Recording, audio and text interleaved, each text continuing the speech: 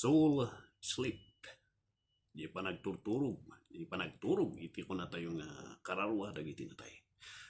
Napanood ito nga topic kada tayo. And I intend nga kahit kung nga adalam tayo dito gapusta. Dito iti may isang issue nga masapol sa mga tayo. Iti napalabas nga Disyembre. Halos adan dagiti okasyon iti pamilya nga dinmanon. Nadanon manan iti panagsagaba. Nangulong na iti panakapusay dagiti kakasinsin kana angkel. It's quite kasla kada kami nga kakasinsin kat ni kastimatan halos Disyembre diti matan ka ibis nga bulan nga kanchimpo nga naragsak kan ada iti reunion ti pamilya nga may met nga urunungan halos maurnong kami diti nagsisinaruno kan napalpalabas nga taw-tawan nga halos November natin nga December kat panakatay dagiti pasut ti pamilyami. And yang nga chimpo every time nga da iti matayan dagiti tirumanan dagiti saludsod habang agtugtugaw kaligid ada dagiti saludsod kan diskurso kan tungtungan nga mangagmo concerning iti kasasad iti tao ti sitwasyon na iti sangwanan ti Dios. And may nga rumrumar nga may pukaw kan may bagbagang kanayon kat kada kaming unong kat di ko natin nga panagturog ti kararwa dahito di chimpo nga numatay ti tao dahito iti mapasama kano ti kararwa ti tao nga maturog lang kano hingga na ti chimpo nga agsubli ti Dios agsubli ni Apo Jesus. Well, hangko may libak nga nausar gamin di panagturog nga term di soul di nat na panagturog na usar di jay iti Thessalonians nga no adadalan tayo itiket na asawan hana nga sarsaritaan nga maturog iti tao nga iti kararwa iti tao nga uray na iti panagsubli iti Dios nga literal sa balig di panakaawat ijay itata no dayto iti panakaawat mo ako nga pilpilitan si ka nga akseptar mo tilmonam no hanmat mga katitilmon siguro ti may baklang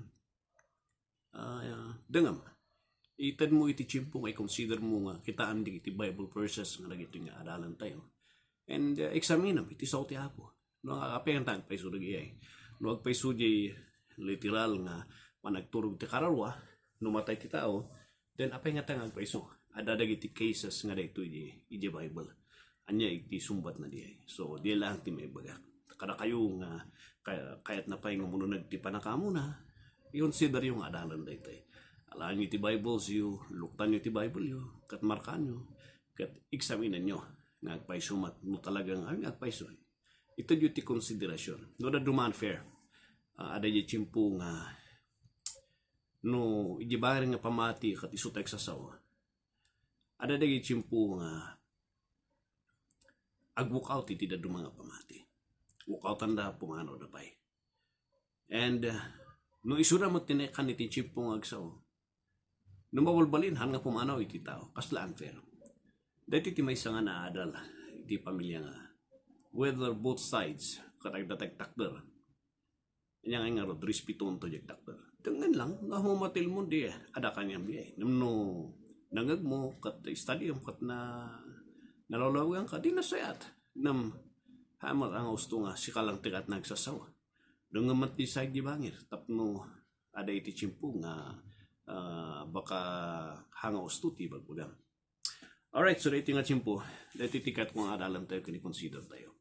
Kalpas nga diniskas tayo di issue iti universalism. Ito di ko natin nga God is loving. Another case nga masapol nga adalan tayo kan i-confirm tayo kan iurnos ti panakawat tayo kat di issue ti soul sleep. Agpaiso ka nila ito eh. Iti nukit kitan tayo consider tayo iti verses nga nagito. May isang verse nga consider tayo kat iti Matthew chapter 17 verse 1 hingga na iti 12. Nagpaisura iti matmaturog iti kararwa nga dagiti natay kat matmaturog lang iti kararwa. Then ada iti dakkel nga problema. Iti event nga napasamak iti bantay nga iniaban ni Jesus ni James kini Peter and napanagkararang ni Jesus inikitaan ni James kini Peter ni Jesus kat naglawag iti rupa na. Dati iti transfiguration Inagbaliw ti lang nga iti Diyos nga sinmilap nga sumilap ti tsura na. Nga nga makita gapus ti kalawlawag ti tsura na. Tirupa na. Ini nga tsimpo idikit kitan na ni Jesus nga karkararag. Kadwa ni Jesus kat ni Elijah ken ni Moses. Verse 3 ti chapter 17. Very controversial di ay gapus ta ungag paiso. Anya ti aramidan ni Elijah ken ni Moses. Apay nga adada ditoy. Kunak mano natay dagitoy. Tain kali ni Apo Diyos ti bangkay ni Moses. Well ni Elijah, hanang naraman ng tipatay ta instant rapture tinapasama kanya da. Nevertheless, napandan di bangir nga biyag. Adada iji bangir nga biyag. And yet, dahil ti Moses nga naikali ti bangkay na iji Mount Nebo. Nukit kitaan tayo. Ada ija kadwanan ni Jesus. Haan nga nat naturog ti kararwana. Ure ko man ni Elijah. Napan lang ko napandilangi kat pinaturog lang ni Apo Diyos ti kararwana. Uray na nga nagsubli suna. But the Bible says, aday ti presence na ni Moses kina Elijah. Second nga, kita niyo nga verse kat ito 2 Corinthians chapter 5. Yung 2 Corinthians chapter 5, kunan Apostol Pablo, di chimpo nga, kanya nga ron, no patayin na kami. No patayin na kami, di okay lang. Kunan ni Apostol Pablo. Di 2 Corinthians chapter 5 verse 6. Na ngayon, no, dumtang ti chimpo, nga patayin na kami. Kanya nga ron, talaga nga kasi. No, alam nyo ti biyag, may ada kada kayo. Namreti ti may bagami, kada kayo, may baga kada kayo. We are confident, I say, and willing rather to be absent. Pipyapay. Nga absent kami itilasag nga rito Tayo di chimpong absent kami itilasag nga rito Ada kami matiti presensya ti Diyos. Anya tikat na solay. Tumikaw. Kahit nang sawan, absent from the body, referring, ganyan panakatay ti tao. Di kararwa ti tao nga nagbalay iti bagi, awanton iti lasag.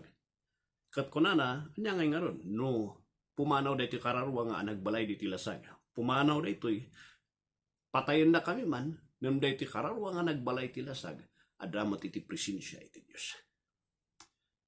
Nukit kitaan tayo verse 9, wherefore we labor, da iti tirason, no, apay nga agserbi kami, whether matay kami or haan. Tapno may karkari kami, makayayo kami iti sangwanan iti Diyos.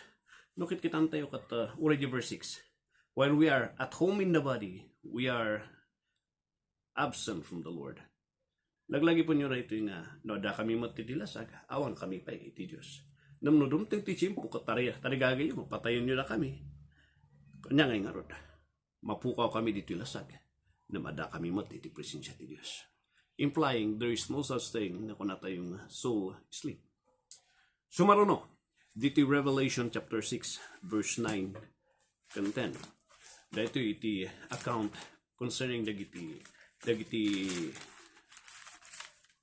dagiti patayin da nga martyrs ijay tribulation period.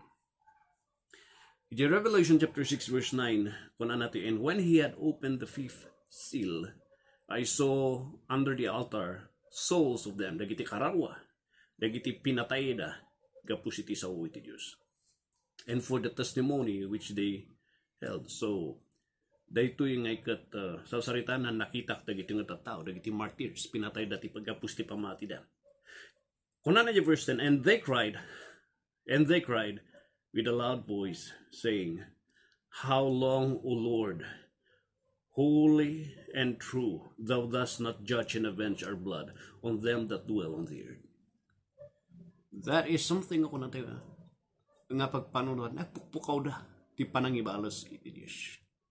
Anya tikat na asawon ito. Kahit na asawon, look at this.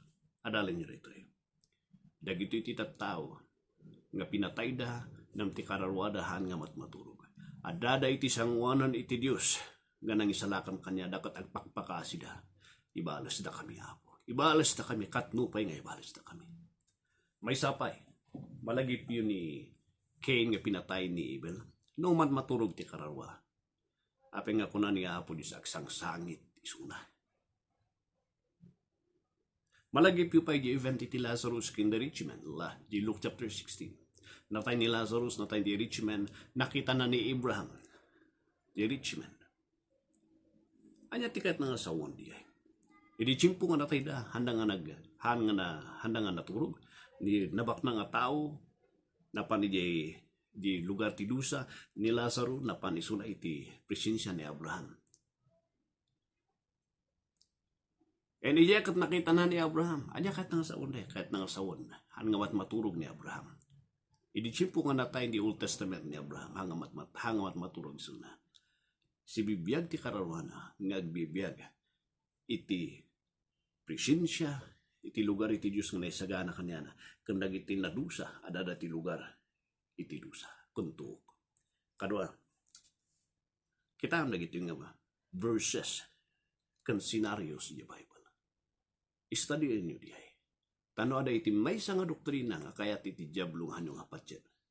Kat di doktrina, iti dusa, iti impyerno. Tap nagbiag ka ti kayat mo. Agbiag ka nga awan ni Jesus iti biag mo. Nga iti biag mo, kat mauyos, iti ngiwat iti impyerno. Gapus na alilaw ka. Kan nagbiag ka, nga awan, kan ang pakialam mo ti kararuam, nga adamot gaya later on, ti destinasyon. God bless you and keep on kapsat.